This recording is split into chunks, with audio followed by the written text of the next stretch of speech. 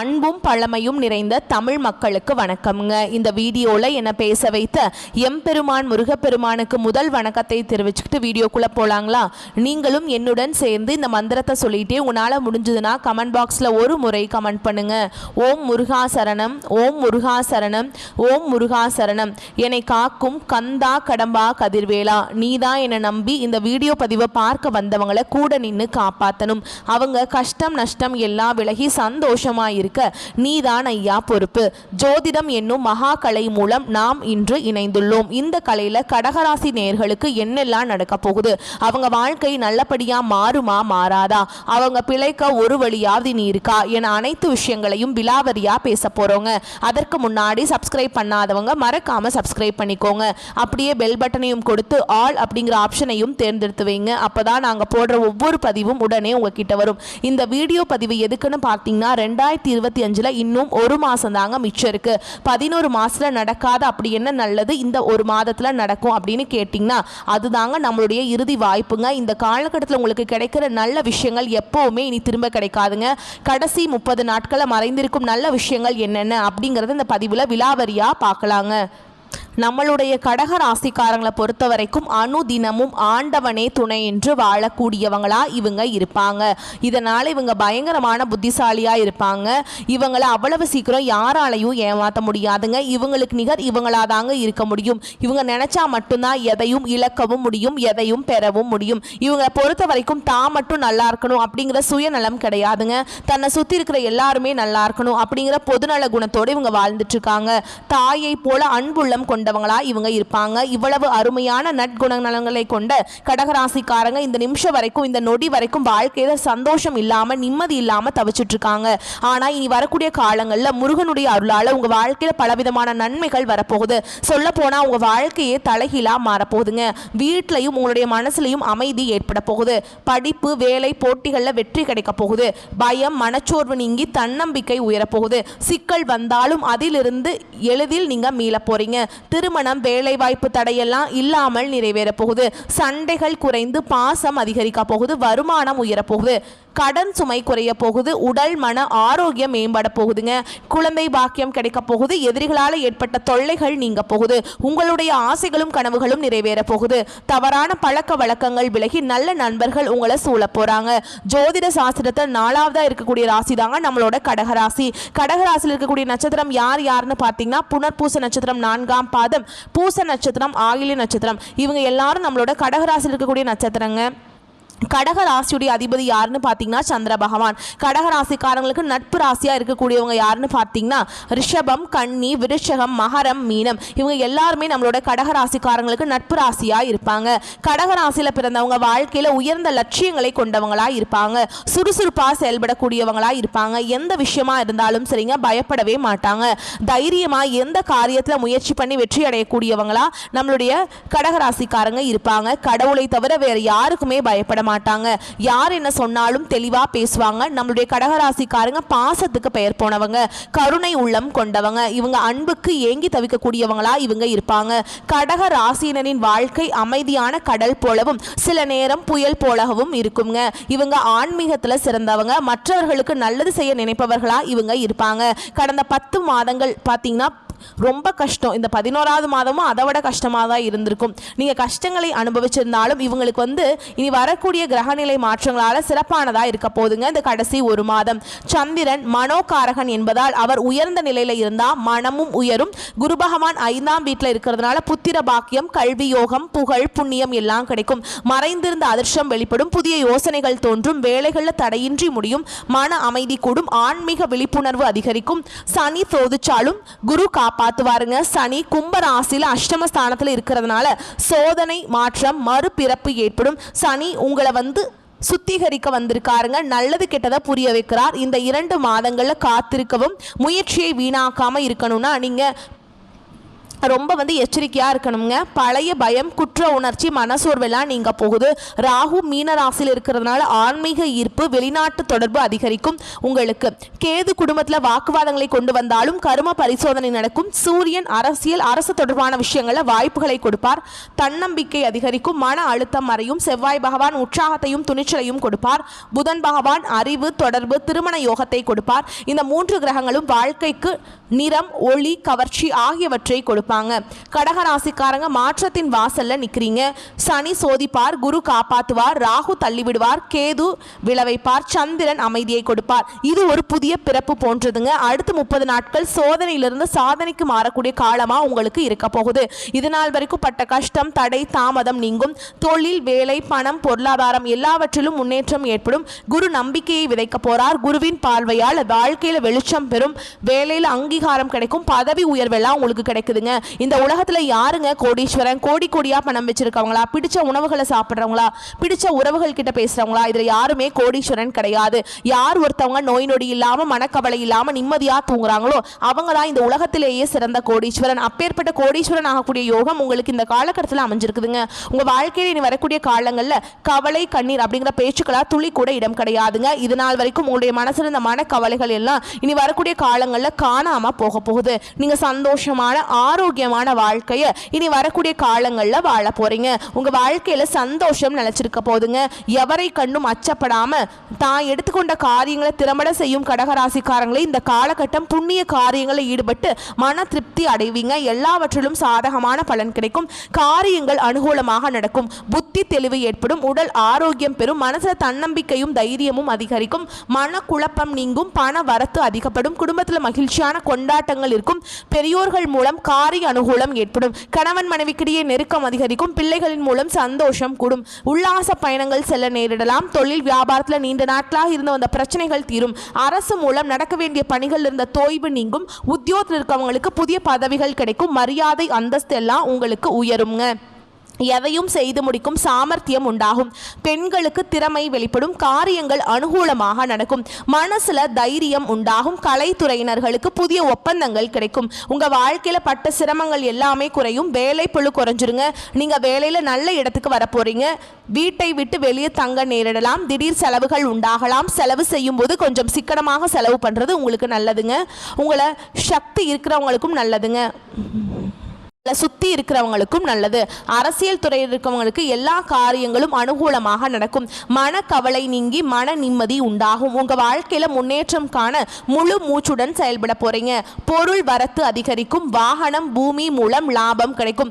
மாணவர்களுக்கு மனசுல இருந்த வீண் பயம் அகலும். கல்வியில வெற்றி பெற நீங்க பாடுபட போறீங்க. உங்கள் உழைப்புக்கேற்ற வெற்றி உங்களுக்கு கிடைக்க போகுதுங்க. உங்களை வேண்டான்னு உதறி தள்ளிட்டு போன உற்றார் உறவினர்கள் உங்களை தேடி வரக்கூடிய காலம் உங்களுக்கு வந்துருச்சுங்க. அடுத்ததான் நம்மளுடைய கடகராசியில் இருக்கக்கூடிய ஒவ்வொரு நட்சத்திரக்காரங்களுக்கும் இந்த காலகட்டம் எப்படி இருக்குதுன்னு பார்க்கலாங்க. நம்மளுடைய கடகராசியில் இருக்கக்கூடிய முதல் நட்சத்திரம் புனர்பூச நட்சத்திரம். உங்களுக்கு இந்த மாதம் எப்படி இருக்குன்னு பார்க்கலாங்க. இந்த காலகட்டத்தில் திருமணம் போன்ற சுபகாரியங்கள் சற்று இழுப்பறிக்கு பின்னே நடைபெறும். கொஞ்சம் கூடுதல் கவனம் செலுத்தி காரியங்களை செய்தால் மிக சிறப்பாக நடைபெறும். முக்கிய முடிவுகளை குடும்ப பெரியோர்களிடம் ஆலோசனையை கேட்டு எடுக்கணும்.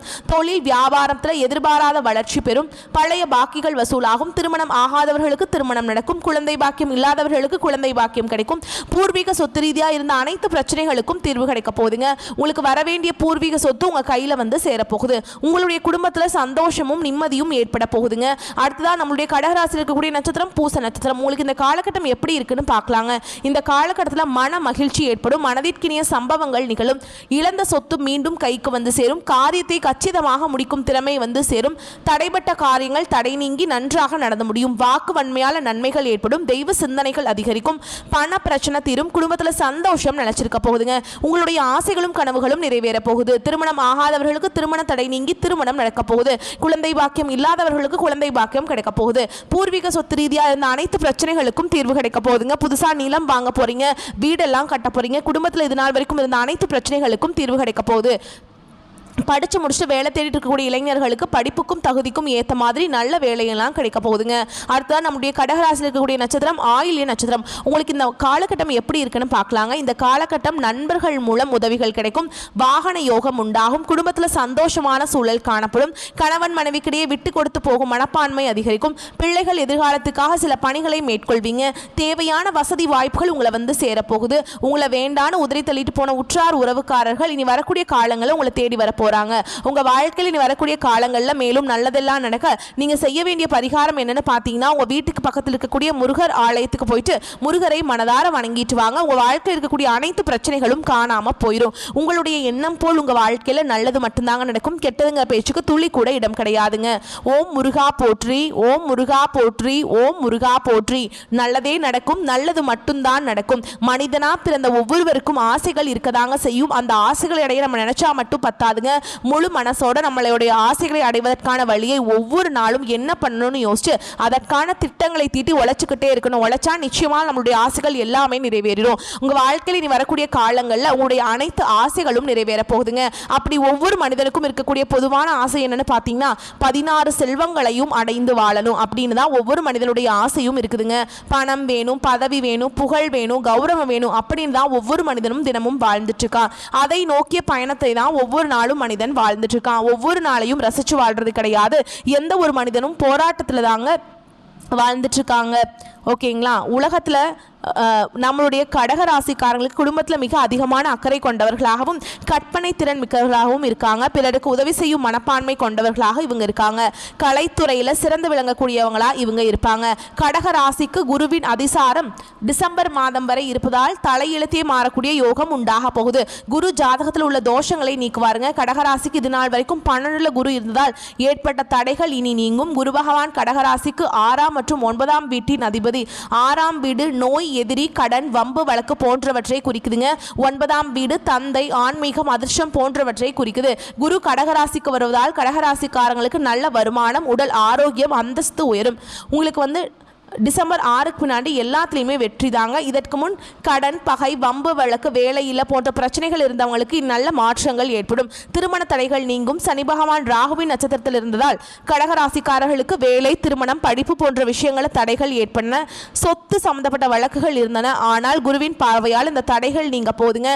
எதிர்பாராத வெற்றிகள் கிடைக்க போகுது. பெருங்கொண்ட பணம் வீட்டுக்கு வரப்போகுது. உடல் ஆரோக்கியம் மேம்பட போகுது. மருத்துவ செலவுகள் குறைய போகுது. வேலை தேடுபவர்களுக்கு வேலை கிடைக்கும். வெளிநாட்டு வேலை வாய்ப்புகள், பதவி உயர்வு கிடைக்கும். அரசாங்க வேலைக்கு முயற்சி செய்பவர்களுக்கு வெற்றி கிடைக்கும். குழந்தைகள் கல்வியில் சிறந்து விளங்க போறீங்க. கடன், பகை, வம்பு வழக்கு போன்ற பிரச்சனைகள் நீங்கும். திருமணம் நடக்காதவர்களுக்கு திருமணம் நடக்கும். ஏற்றுமதி இறக்குமதி, ஆசிரியர், உணவு சார்ந்த தொழில் செய்பவர்களுக்கு நல்ல முன்னேற்றம் இருக்கும். கமிஷன் வியாபாரம் செய்பவர்களுக்கு லாபம் கிடைக்கும். அரசியல்வாதிகளுக்கு நல்ல மாற்றம் வரும். உங்க வாழ்க்கையில் இந்த காலகட்டம் நல்லதெல்லாம் அடுக்கடுக்காக நடக்க போகுதுங்க. குலதெய்வம் எங்கேயோ இருக்குது, என்னமோ இருக்குது அப்படின்லாம் நீங்க நினைக்க வேண்டாம். நீங்க எங்கிருந்தாலும் ஒரு தீபம் ஏற்றி வச்சு அந்த தீப ஒளியில தெய்வங்கள் இருக்கிறாங்க அப்படின்னு நினைச்சிட்டு வழிபாடு செய்யுங்க. குலதெய்வமே தெரியாவிட்டாலும் வீட்டில் தீபம் ஏற்றி வச்சு ஏதாவது ஒரு நல்ல நாள்ல குலதெய்வத்தை நினைச்சு வழிபாடு செய்யுங்க. குலதெய்வ வழிபாடு குலம் காக்கும், குலம் தலைக்கும். முதல்ல குலதெய்வம், அப்புறம் இஷ்டப்பட்ட தெய்வம், அப்புறம் உங்களுக்கு விருப்பப்பட்ட தெய்வம். எந்த கோயிலுக்கு போனாலும் என்ன பண்ணாலும் ஏற்றம் இல்லையே அப்படின்னு நீங்க சொல்லுவீங்க. தினமும் எந்திரிச்ச உடனே சூரிய பகவானை நமஸ்காரம் பண்ணுங்க. அவங்களுடைய அனுகிரகம் இருந்தா போதும். மற்ற கிரகங்கள் எல்லாம் சாதகமா இல்லைனா கூட பரவாயில்ல. அந்த சூரியனுடைய பிரகாசம் உங்க வாழ்க்கையவே பிரகாசமா மாத்திடும். அந்த வெளிச்சம் உங்களை வந்து சேரும். உங்க வாழ்க்கையில் இருக்கக்கூடிய கண்ணீர் எல்லாம் கரைஞ்சு போயிருங்க. நம்மளுடைய கடகராசிக்காரங்க மற்றவர்களின் உணர்வுகளை புரிந்து கொண்டு உதவி செய்யும் தாய் உள்ளம் கொண்டவங்க. ஆனா இவங்க தங்கள் கஷ்டங்களை வெளிப்படுத்த முடியாம தனிமையில தவிக்கிறாங்க. கடகராசி ஆண்கள் தங்கள் உணர்வுகளை வெளிக்காட்ட முடியாம மற்றவங்களுக்காக வாழ்ந்துட்டு இருக்காங்க. கடகராசிக்காரங்க அன்புக்காக எங்கி பாசத்துக்காக எதையும் செய்ய தயாரா இருப்பாங்க. கடகராசிக்காரங்க மன வலிமை இல்லாமல் இருக்கிறதுனால மற்றவங்க இவங்களை எளிதில் வீழ்த்தி விடுறாங்க. துர்க்கை அம்மனுடைய வழிபாடு கடகராசிக்கு மன வலிமையை கொடுக்கும். ஒவ்வொரு வெள்ளிக்கிழமையும் ராகு கால வேளையில துர்க்கை அம்மனுக்கு எலுமிச்சை பழத்தில் விளக்கேற்றி மண்டிட்டு வழிபாடு செய்வதன் மூலமாக உங்கள் வாழ்க்கை இருக்கக்கூடிய துன்பங்கள் எல்லாமே காணாமல் போயிருங்க. உங்களுடைய எண்ணம் போல் உங்கள் வாழ்க்கையில் நல்லது மட்டும்தாங்க நடக்கும். கெட்டதுங்கிற பேச்சுக்கு துளி கூட இடம் கிடையாதுங்க. நீங்கள் இந்த நிமிஷம் வரைக்கும் உங்களுக்காக வாழ்க்கையை வாழ்றதே கிடையாது. உங்களை சுற்றி இருக்கவங்களுக்கு பயந்து தான் வாழ்க்கையை வாழ்ந்துட்டு இருக்கீங்க.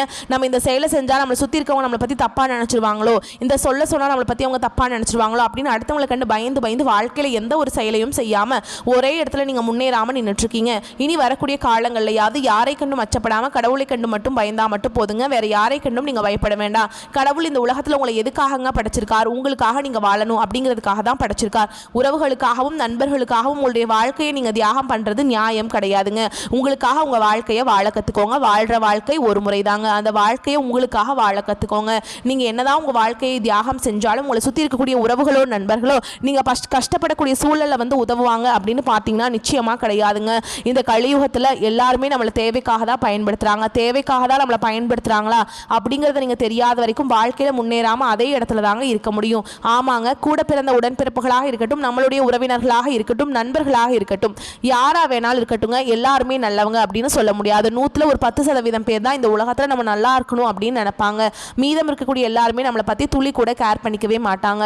உங்களுடைய மனசுல இது நாள் வரைக்கும் பலவிதமான மனக்கவலை, உடல்நல பிரச்சனை, குடும்ப பிரச்சனை, பண பிரச்சனைன்னு நீங்க இது நாள் வரைக்கும் நிம்மதியா தூங்க முடியாம ரொம்பவுமே கஷ்டப்பட்டுட்டு இருந்தீங்க. ஆனா இனி வரக்கூடிய காலங்கள்ல உங்களுடைய உடல்நல பிரச்சனை, மனப்பிரச்சனை, பண பிரச்சனை எல்லாம் காணல் நீரா மறைய போகுது. உங்களுடைய வாழ்க்கையே அழகா மாறப்போகுதுங்க. கவலை இல்லாம நிம்மதியா நீங்க தூங்க போறீங்க. உங்கள் நெருக்கமானவர்கள் கிட்ட உங்கள் வாழ்க்கையோட ரகசியங்களை சொன்னீங்கன்னா கூட உங்கள் வாழ்க்கையில் எந்த பிரச்சனையும் வராதுங்க. அந்த 90% பேர்கிட்ட நீங்கள் தெரிஞ்சோ தெரியாமலோ உங்கள் வாழ்க்கையோட நல்லது கெட்ட அந்த ரகசியத்தை சொன்னீங்க அப்படின்னா அதுவே உங்கள் வாழ்க்கைக்கு பெரிய பிரச்சனையாக வர்றதுக்கு வாய்ப்பு இருக்குங்க. அதனால் நீங்கள் ஒருத்தவங்க கிட்ட பேசும்போதும் சரி, பழகும் போதும் சரி எச்சரிக்கையாக இருக்கணும். உங்களை நல்லா இருக்கணும் அப்படின்னு நினைக்கிறாங்களோ அவங்கள அறிஞ்சு செயல்படுறது உங்கள் வாழ்க்கைக்கு ரொம்பவுமே நல்லதுங்க. இந்த வீடியோ பதிவு உங்களுக்கு பிடிச்சிருந்ததுன்னா வீடியோக்கு லைக் பண்ணுங்கள், நம்ம சேனலை சப்ஸ்கிரைப் பண்ணிக்கோங்க. மேலும் பிடிச்சிருந்தா ஃப்ரெண்ட்ஸ் அண்ட் ஃபேமிலிக்கு ஷேர் பண்ணுங்கள். நம்ம சொல்லக்கூடிய அனைத்து தகவல்களும் பொது பலன்களே. உங்களுடைய தனிப்பட்ட ஜனன ஜாதகத்தை பொறுத்து சிறிதளவு மாறுபடும். வந்த கஷ்டங்கள் கரையட்டும், வரக்கூடிய கஷ்டங்கள் விலகட்டும், என்றென்றைக்கும் கடவுளுடைய அனுகிரகம் உங்களுக்கு துணை வரட்டும். வாழ்க வளமோடு நலமோடு. நன்றி, வணக்கம்.